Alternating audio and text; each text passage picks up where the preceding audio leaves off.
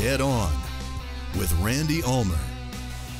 You know, one of the biggest misconceptions in archery today is how steady people can hold their bows. A lot of people think that the top pros can hold their bow perfectly steady so their pin doesn't move. And I've been friends with most of the top professional archers over the last 25 years, and not one of them has ever told me they can hold their bow perfectly still. As a matter of fact, it's quite the opposite. Most of them complain that their pin shakes a lot, especially if they're at a big tournament. You know, the problem with this misconception is a lot of bow hunters think in order to be a good archery shot, they have to hold the pin perfectly still, and they can't.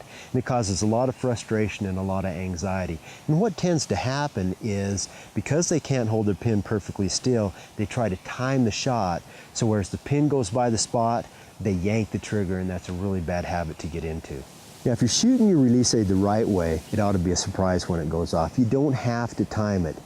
Think about how well you're holding. Most of the time, the vast majority of your time, the pin is actually on the vitals. So it can go off at any time and you're still going to have a deadly shot. So just relax and make a surprise release. The toughest part of all this is to learn to accept the movement. You can't change it, you're always going to move. A lot of guys just can't handle this uncertainty and the shaking. Those are the guys that are going to end up punching the trigger. And also, the sad thing is, those are the guys that are going to end up developing target panic.